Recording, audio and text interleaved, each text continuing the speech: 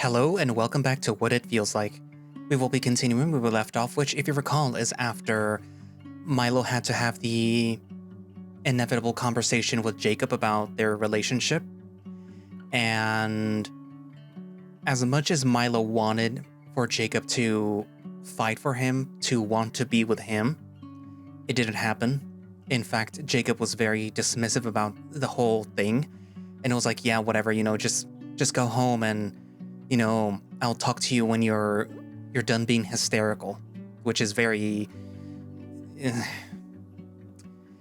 but after that, Mylo ended up meeting, I believe his name is Dex? Dex's? Deez? I think Deez, yeah. His relative, and they gave Mylo some very good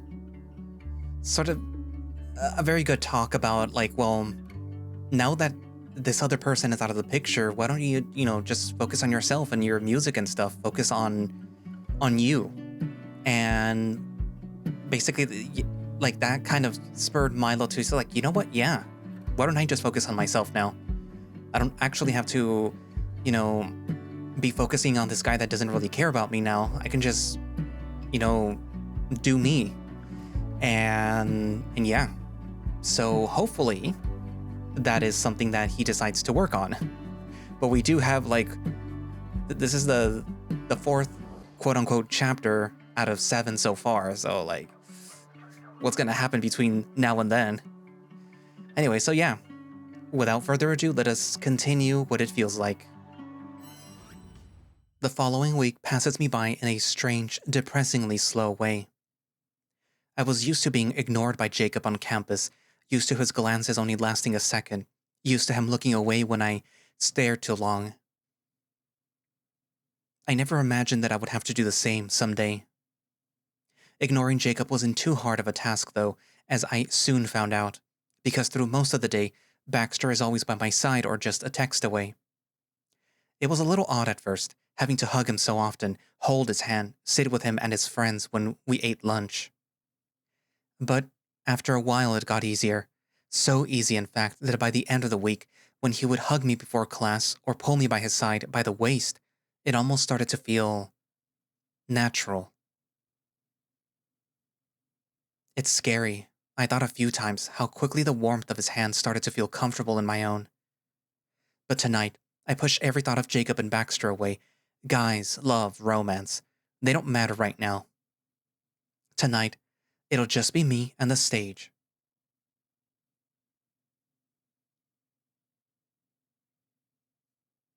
You're not using pink, are you?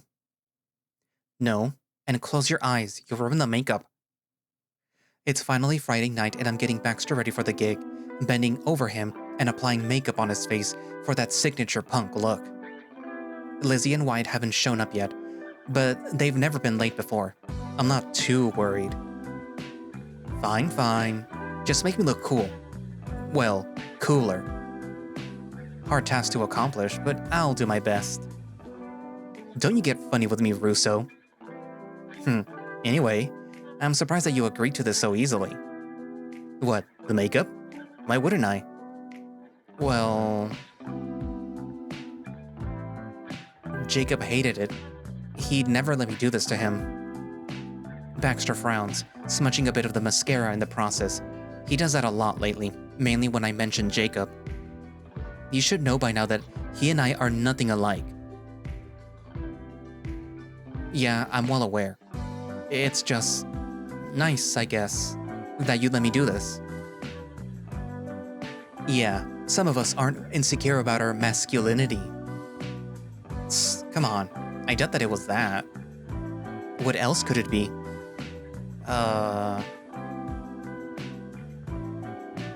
Anyways, are you nervous? Maybe a little. You? Not really. Oh, that's surprising. How come? You're usually pretty shy about everything. I'm not shy. I'm just quiet. But not when it comes to music, Nah, I can't be. It's the one thing that I've got right now. I can't afford to be nervous. You've been taking music pretty seriously these days. Yeah, well, like I said, it's everything that I have. Not much else to focus on. What about me? He grins, eyes still closed, and I roll my eyes at him. Though I'll admit, his constant flirting is starting to get a smile out of me every now and then. I think I focus on you more than enough. You could never have too much Baxter. Yeah, I beg to differ. Oh, I'd love to hear you beg. Before I can offer my rebuttal, the lounge door opens and in comes Wyatt and Lizzie in their band outfits. Hey, not making out in here, are you? Ugh, no. Not yet. I smack his arm and he grins wider. I'm just about done getting him ready. Are we finished? Yep, see for yourself. He stands up and checks himself out with his phone camera, seemingly impressed with how he looks. Whoa, I look totally emo. It's supposed to be punk rock. That's what he meant. Oh shit, you guys look cool too. We look like the evil version of Paramore. We were going for Scott Pilgrim. I thought that it was baby metal. You're all wrong. Whatever we are, at least we look good. Alright, we're on in 30 minutes and Mylo hasn't even gotten ready yet. Anyone who doesn't have a or isn't gay, out of the room. Well, that's our cue. Wyatt claps Baxter's shoulder and starts to drag him out of the room, much to his apprehension. Wait, I'm kind of gay. Doesn't that count? Nope. Oh man. Once they're out of the room, Lizzie shoos me into the corner and watches as I strip down to change into my show outfit. Good thing that she kicked those two out beforehand. So, are you ready? I jump on one foot trying to get my pants into my legs. Yup, all set. Feel nervous? Yeah, a bit. Aw, don't worry. You'll do fine. You always do. I know, but this is the first time in a while we're performing again. I feel like I need to make a really good impression. Like I said, you'll be fine. You just gotta summon out Rockstar Russo. I'm all dressed up by now, and she sits me down to start doing my makeup. God, don't remind me. Rockstar Russo is, well, he's my alter ego of sorts. When we were first starting off with the band, to try and shake off my nerves, I would pretend to be someone who's already famous and extroverted, someone who Lizzie aptly named Rockstar Russo. Well, if he were ever to make a resurgence, now would be the time. I'll keep that in mind. Besides, everyone out there already loves you. Arnie's been itching to hear you sing again. Arnie just likes that we play at his bar for free. That too, but we don't have to make this such a big deal. Just go out there and have fun. The pep talk does a little to calm my nerves. In truth, it is a big deal, at least for me. This is the first time that we'll be playing with Jacob's replacement, and that itself is dampening my mood. But I know that I need to just lock it in and do my best. I need to show him that I'll be just fine without him. That I can be number one. Alright, all done. Let's head out. Thanks. Give me a minute though, I gotta use the bathroom. Oh, I know what that means. Alright, don't be late. Never. The mirror image of myself stares right back at me. My blue eyes seem almost electric with the red that surrounds my eyelids. My gaze is sharp, almost angry, never breaking, the glare between me and myself. Can someone like me really do this? Can my songs, my voice, really impress other people? Can people love my music? Will they love me too? These doubts echo in my mind in a familiar way, trying to break me down and make me quit. But tonight, I swallow it down. Tonight, I'm no longer me. I stand up straight, look at myself again, this time in a new lens. Not the scared, unsure guy who doesn't believe in himself, who wishes to be at the top more than anything, but can't make it. Instead, the person who stares back at me knows he's number one and he's going to show everyone that. I smile at him. He winks back. And with a deep breath, I exit the bathroom, making my way towards the stage. As I walk towards it, the band's already set up, waiting for me, wide, as nonchalant as ever, Lizzie smiling straight ahead, Baxter giving me a bit of a worried look. But I ignore him. I have faith in all of them, that they'll do good, just like I will. I take my spot next to him in center stage, looking at that relatively packed house. Of course, Friday nights would have been a full bar. Perfect, more people to cheer me on. I grab the mic with trembling hands, steeling myself for what's to come. A full non-stop 30 minutes of singing of my music played to all these people. Yeah, it's terrifying. And I'm gonna love it. Good evening, everyone! My voice resonates through the whole bar, capturing mostly everyone's attention, all eyes on me. We're the Dead End Lovers, and we're gonna play some songs for you tonight. Some applause, but nothing too enthusiastic. That's normal. It'll change. I glance over at Baxter and give him a quick nod, cueing him to start playing. He looks at me in astonishment, and after a beat, he starts to play, leading us off into our first song. The next 30 minutes go by in a blur, but it isn't the same dissociating blur that I've grown accustomed to with my encounters with Jacob. No, this blur fills my head with a rush that's so hard to describe, so exhilarating that everything else around me stops feeling real. The music blares loudly into my ears. The bar smells like cigarettes and beer. The lights are so bright, but never blinding. I'm ecstatic. I've been so focused on Jacob, so worried about love, that I forgot my first love, my childhood sweetheart, music. With each song that passes, the bar's applause get a bit louder, I think. Some cheers, some whistles. When I hit a particularly hard note, the drunk men swoop enthusiastically, and when I get a moment to catch my breath, I'm all smiles. And then the last song comes to a close, the reverberating sound of the cymbals and the guitar's last notes, serving as the closing curtain for my performance, claps and praise filling in the bar. Thank you! I raise my hand high, grinning from ear to ear, accepting the praise on behalf of the band. We all worked for it, after all. We deserve it. The band takes a bow, and one by one we pile off the stage, leaving the instruments and setup for the next band that'll play later on into the night. And once I'm off the stage, the adrenaline starts to slowly fade away, and when Lizzie's body crashes into me, hugging me tight, it's as if it brings me right back down to reality. Yeah! You were amazing! We killed it! Good to see you still got it. Thanks, you guys. You all did super great too.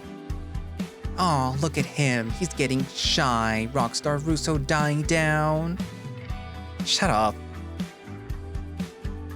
I face Baxter, giving him a nervous smile, but he just gives me that same astonished look from before. What? You okay? What was that? What do you mean? You didn't tell me that you could sing like that. I chuckle, embarrassed. What are you talking about? You were there at the rehearsal. Yeah, I mean, I knew you could sing, but I didn't know that you could sing like that. Yeah, well... He always does this when we perform live. Damn, glad that I got to experience that. Thanks, Bax. You did surprisingly well, too. Aw, thanks. Wait, surprisingly? There he is. A large arm suddenly wraps around my shoulder, and pulling me close to his short, sturdy body is Arnie, smiling up at me with a toothy grin.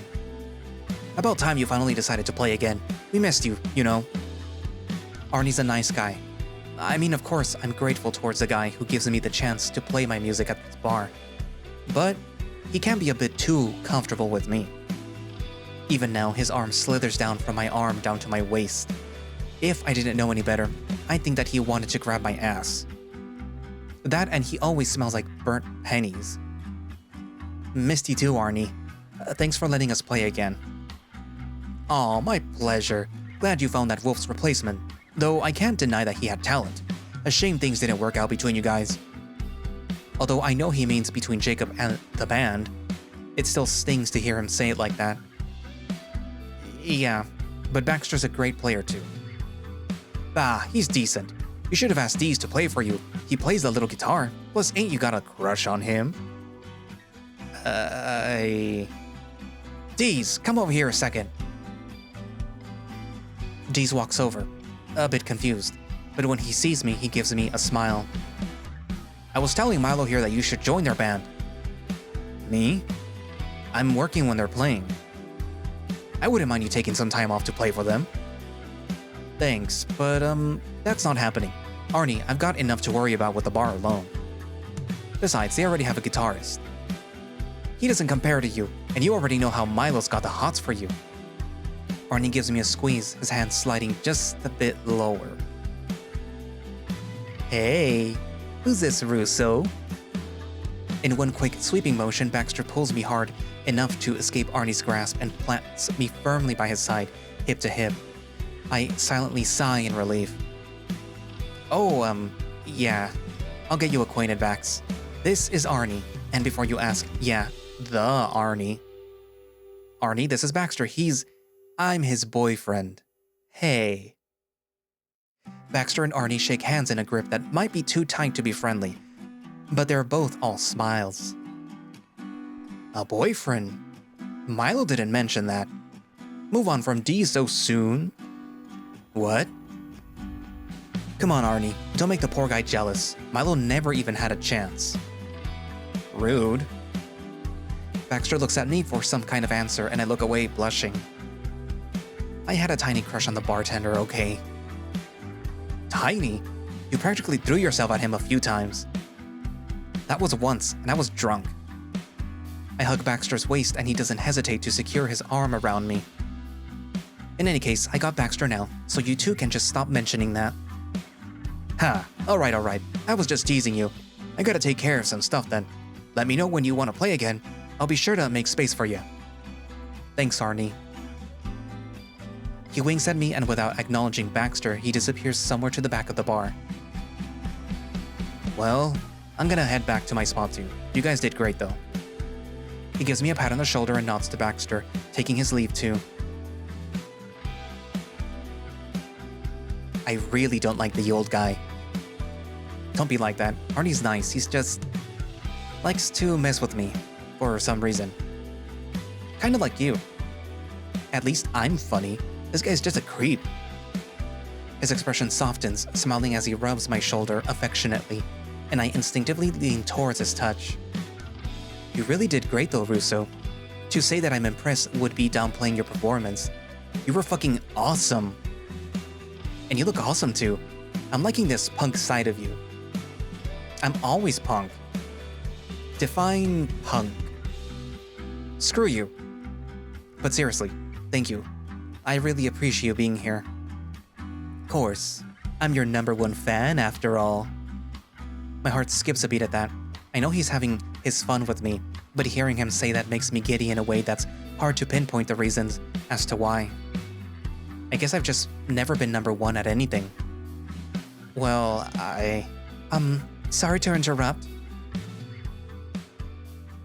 A voice comes from my right, and Baxter's left. Standing timidly there is a cute brunette fox, looking a bit out of place for the rugged bar that we're in. I feel Baxter tense up next to me, and when I turn back to look at him, his eyes are locked on her, and I know who she is, even before he says her name. Dahlia. Dahlia smiles at us, shyly, as if not sure what to say. Shit,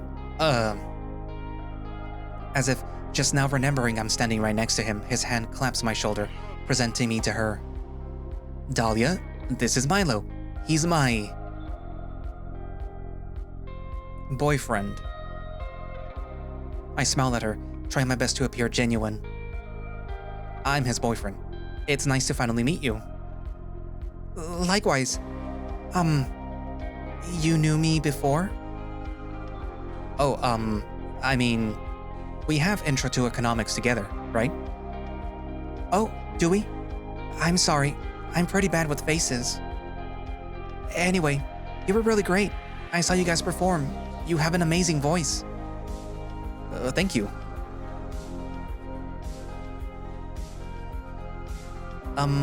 Hey Bax. I'm gonna go get a drink. Do you want something? Nah. I'm good. Right. Well, it was nice meeting you, Dahlia. You too. Walking away from that very awkward exchange, I leave Baxter and Dahlia alone and sit at the bar, turning my head away from them. Luckily, the bar is loud enough to not hear what they're saying from this distance, but her presence is like a show-stopping record scratch, impossible to ignore. Baxter had mentioned the possibility of her appearance here a few times during the week, but seeing her now and leaving her alone with him makes the fur on the back of my neck stand on edge. No. Why should I even feel like this? This is part of the plan after all. But what if she wants him back now? Then we'd have to... I shake the thought away. It doesn't matter either way. Not at all. You look bummed. What's with the grumpy face? You just killed it out there. Adiz leans on the bar, ruffling my head. Want a drink? On the house this time. Alright then. A rum and coke. Strong, huh? Seriously, what happened? He starts pouring my drink, making that expert bartender small talk. Where's your man? Talking to a friend. He looks around the bar and eventually finds the pair, then looks back at me with a look that says, yikes. You know her? Sort of. She's, past situationship. Situationship? What even is that? They weren't dating, but they were almost at that point, you know? Complicated, and a little alarming. Why would you just leave him alone with her? I shrug. They have stuff to talk about. It's fine. Is it? Where's Steph, by the way? I thought that they were coming to watch us play tonight. Oh yeah, thanks for reminding me. He got caught up at work, but he told me to give you his number.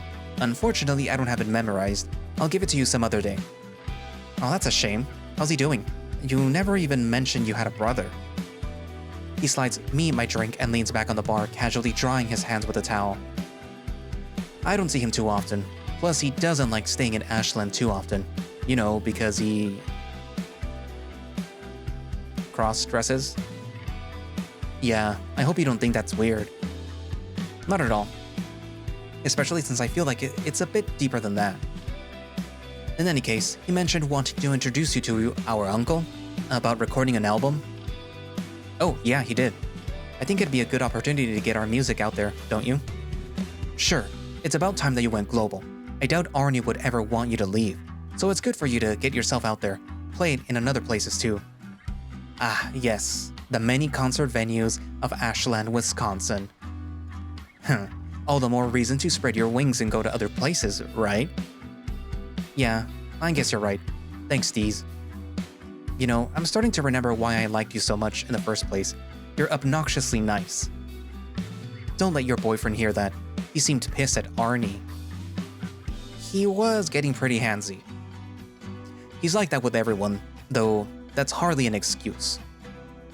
He looks behind me and gives me a small pat on the shoulder. He's coming back, giving the scoop some other day. And with a ruffle of my hair, he heads to the other side of the bar to attend more customers. Not long after, I feel Baxter's warm hand rub the small of my back, sitting next to me at the bar. Hey. Hi. How'd it go? He shrugs. All right, I guess. What'd she say? I slide him my drink and he takes a long gulp of it. Just how good we did, and asking if we could hang out soon. A strange, uncomfortable feeling bubbles inside of me, but I ignore it. That's... good, right? It's definitely new. She barely makes the first move. So the plan's working? I rub his large thigh comfortingly, straining a smile. She'll come around eventually. Yeah. I hope so. But tonight's about us, right? We should get wasted. Wait, where the hell are Lizzie and Wyatt? They just disappeared after we got off stage. Probably somewhere having post-concert sex. Seriously? She says the adrenaline makes the better or something like that. Huh. Wanna test that theory? Sure. Maybe old Arnie could help with that. You're so funny, Russo. I know.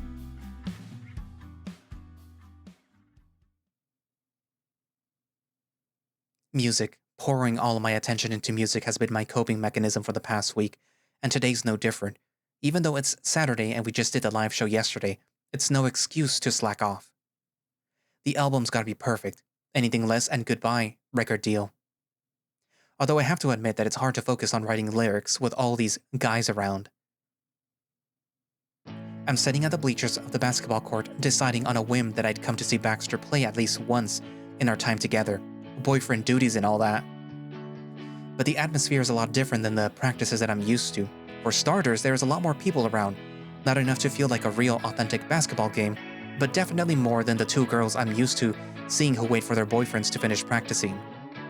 Wait, does that make me one of them?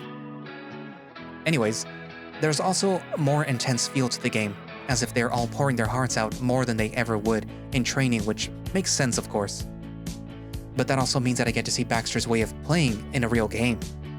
Similar to Jacob in that regard, he's got a more serious look to him, concentration etched into his expression, but unlike Jacob, there's also a bit more playfulness to him. When he scores a basket, his scowl is replaced with a winning smile, and more often than not, his eyes quickly search for mine, as if seeking my approval. And, as embarrassing as it is to admit, I love it when he does this, when he runs to the other side of the court and gives me a quick glance and a wink, or when the other team scores a point and he shoots me an exasperated look. It's so intimate, I realize, that when he flicks his eyes to a certain player, I almost immediately understand what he's implying, usually some variation of "get a load of this guy." It's almost like we're a real couple. Almost. Because as much as I try to ignore him, Jacob too is front and center in the game, with that familiar frown on his face, running here and there, and he's also giving me looks. Not the same friendly glances Baxter is giving me. His are much quicker and have a completely different feel to them. Whenever my eyes land on him, he's staring at me, and as quickly as I look at him, he looks away, pretending his gaze was never on me to begin with. In any case, the game ends, and it's a loss on our part. Once I feel like it's appropriate, I go up to the court and walk over to a very disappointed Baxter. Hey. Hey. You guys kinda sucked. Yeah, you're not winning any brownie points with that, Russo. Well, what if I said your team sucked, but that you were the best player? Slightly better, but you're still on thin ice. I hand him a water bottle from my backpack, and he nods gratefully, chugging the whole thing in one gulp. It was fun seeing you play, though. Yeah? Glad that you came to see it. Aw, shucks, what are boyfriends for? Baxter. The coach calls him over, and Baxter grimaces, handing me the empty bottle. Shit, I'll be right back. And off he goes, leaving me alone in the court. Well, not technically alone. A big burly panda is stretching his back a couple of steps away from me, and when he notices me looking, he gives me a friendly nod. Hey. Hi. You're Baxter's boyfriend? Yeah, I am. Cool. That's cool. Being gay and stuff. I mean, I'm not gay, I just... Yeah. Right. Oh, I'm Oreo, by the way. Oreo? So he is real? Mylo, I'm guessing that they call you that because you're a panda? He chuckles, wiping his sweat from his shirt, exposing his tummy for a second. Yeah, you'd think that, but nah, The real reason's way funnier. What is it? Okay, so... His body fully turns towards me, his hands waving around as he tells me the story. I was at a party with a bunch of the team members, right? And we got stupid fucking wasted. But before that, I hadn't eaten all day, so when we were pre-gaming, I ate like 3 packets of Oreos, the ones with 4 each, and nothing else. Oh god. Yeah, so we're at the party, stupid fucking wasted, and around halfway through the night, the Oreos come right back up. And I swear on my grandma's grave, in the middle of the puke, there sat an entire Oreo, undigested, not a bite on it. You're fucking with me. Did I not swear on my grandma's grave? I don't fuck around with this stuff, Mylo. Did you swallow an entire Oreo without chewing it? Shit, I mean I must have. I don't even remember. I was just fucking starving. Huh, good times. Oh, but speaking of getting wasted, there's a frat party tonight, and the whole team's gonna go. You coming with Baxter? Oh, parties aren't really my thing. Nah, come on. It'll be fun. Someone's gotta take care of Baxter when he's drunk, and it ain't gonna be me, that's for damn sure. Who's getting drunk? Baxter rejoins us, taking his place next to me. You, bro, at tonight's party. Oh, yeah. He claps his shoulder, giving me a little shake. And you're definitely coming with... Seriously? Yep, not taking no for an answer, either. Remember, you owe me. I huff in annoyance. Yeah. You guys don't really seem like you're dating. I nervously stand up straighter, instinctively getting closer to Baxter. What do you mean? Dunno, just a vibe. You seem more like friends to me. Though, that's probably his fault. Baxter never really was one for settling down. Seriously? Has my golden boy attitude not been picked up by anyone? I'm totally reformed. Uh-huh. Tell me, Mylo, is this guy actually a romantic? I can't picture him being a good boyfriend at all. For some reason, I feel like I have to defend Baxter's honor. Baxter's boyfriend material, alright. He is romantic, for your information. Do you have a girlfriend or something? Well, no. Then Baxter's already beaten you in that department. Yeah, that's right, Russo. Now tell him my D's fire. His D's fire. As long as you guys are happy. Love is love and all that shit. I'm gonna go take a piss. See you tonight then, Mylo. Not like I have a choice, do I? No, you do not. Oreo gives us a half wave and walks away, leaving us alone again. Hey. Thanks for saying my dick is fire, and you want to ride it all night long. That meant a lot to me. I didn't say all that. Yeah, but it was implied. Why do you even want me to go to that party with you anyways? 'Cause it'll be fun? And plus... He leans close, speaking softly. The whole team is gonna be there. My eyes wander to the side, falling onto Jacob, who's packing his things to leave. He looks at me. I look away. It's the perfect chance to show him how close you and I have really gotten. Trust me, by the end of the night he'll be crawling on his knees for a second chance. And we'll have fun doing it. Doesn't that sound like the perfect plan?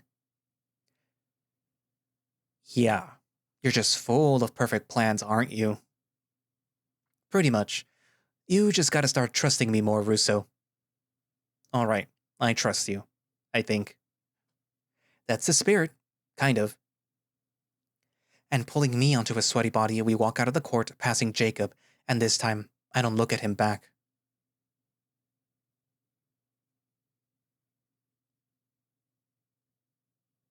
Alright, what do you think?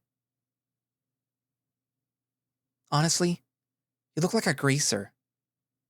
It's supposed to be punk rock. Yeah, maybe lose the jacket. The jacket's the entire outfit. Oh, then you're just a lost cause. I think no one dreams more about my downfall than you do. She gets up and takes the shiny leather jacket off of my body, shaking her head. Fine, fine. I'll see if there's anything that you can wear in here. Why, it's like 3 times my size. I'm at my closet, idiot. I always wear bigger clothes. They'll fit you. She disappears into her closet as I sit on her bed, hands on my lap. Why are you even going to this party anyways? I thought you didn't like them. Baxter wants me to go with them. She comes back out handing me a blue and white varsity jacket in sparkly soft fabric that looks a bit too much for me. Right. I'm not super thrilled to know that you're going to go and get drunk with him of all people. He's not so bad, you know. I guess. But if he has his hands all over you sober, I can't imagine how far he'll go if he was drunk. Well, not like you'd stop him. I think that you're starting to like being by him all the time. Baxter doesn't me. He's just clingy. Uh-huh. Stop it. What? You're giving me that look. It just seems like you're defending him a lot lately. Maybe you really are starting to like him more. She helps me put on the jacket, all while keeping that smug look on her face. I mean, look at you, getting all dressed up for him. Who are you trying to impress? No one. I don't like how much of a lie that ends up coming out as, and of course, this just makes her look twice as smug. Okay, Mylo. She steps back and looks me over, scrunching her face. I'm trying to figure out if it's too flashy. How do you feel in it? I look at myself in the mirror, the bright baby blue and cream colors of the jacket, a stark contrast to the leather jacket that I had on just a second ago, and it doesn't really feel like me. But if performing has taught me anything, it's that not being yourself isn't so bad sometimes. I think I like it. Of course you do. It's mine after all. She hugs me from behind, resting her chin on my shoulder. But it's yours now, and you're gonna go and have fun. Get drunk and dance with that cheetah till you throw up. She leans in to whisper in my ear, staring at me through the mirror. And if he kisses you, well, be sure to tell me how that goes. I spin out of her grasp, incredibly flustered. I am not kissing him. Sure. Whatever you say. The bedroom door opens and in comes Wyatt, staring at us for a second. Am I interrupting some gay girl pre-party ritual or something? Nah, he's all ready. She spins me around and nudges me towards him, but not before giving me a quick smack on the ass. Ow. Go get him, tiger. Wyatt, keep her under control. There's no taming that beast. Come on, you'll be late. Have fun. In the comfortable silence of Wyatt's car, I look out into the streets of Ashland from the tinted windows, the glow of the streetlights illuminating the quiet town. I wasn't exactly nervous about going to this party before, but I guess it's all starting to hit me now. What if I'm not funny enough? What if Baxter gets so bored of me that he just leaves mid-party? So, you ready for the party? Wyatt's voice snaps me out of my worries and I clear my throat, smoothing over my jacket. Yeah, I think so. Cool. Make sure Baxter doesn't drive on his bike if he's drunk, which he probably will be. Yeah, I'll take care of him. So, is it working? Is what working? Your plan with him. I cross my arms, glaring at him questioningly. Just how much do you know? I know everything, Mylo. Your little fake dating situation. I groan in embarrassment. Lizzie told you, didn't she? Baxter's roommate, actually. Oh. Yeah, that makes sense. How'd that even happen? It's, a long story. And now you're gonna be alone with him at a party? We're not gonna be alone. There's going to be so many people there. But you're sticking with him the whole time, practically alone. I've had enough of you and Lizzie's judgmental tones tonight. Oh, I'm not judging. I think it's kind of funny. But I do agree that you should be careful with all of this. Don't fly too close to the sun. You'll get burned. We pull up to the frat house lights and music blaring from the inside. But knowing you, I wouldn't be too surprised if you wanted to get burned. Whatever that means. I hop off his car and he leans over to shout at me over the music. Call me if you need a ride or something. Thanks. He drives off and I turn to look back at the house, Christmas decorations still hung up, watching as people start piling inside the already packed place. Well, what now? Should I go inside? Do I call him? Just as I start getting cold feet and decide to walk the mile back home, I feel a pair of strong arms hug me tightly, and Baxter's cologne whiffs into my nose in an instant. Russo, you're here! He spins around and puts me down, beaming at me, and when I get a good look at him, my heart skips a beat. Sure, I always thought Baxter was handsome. In the back of my mind, maybe. But it isn't until right now that I really think that he looks really sexy. I blush. Yeah, definitely starting to see the appeal. You clean up real nice. Whose closet did you raid to get that jacket? Lizzie's. Which Italian mobster did you kill to steal their perfume from? Is it too much? I didn't say that. Good. 'Cause you'll be smelling a lot more of it tonight. I thought Baxter's presence would ease my nerves somewhat.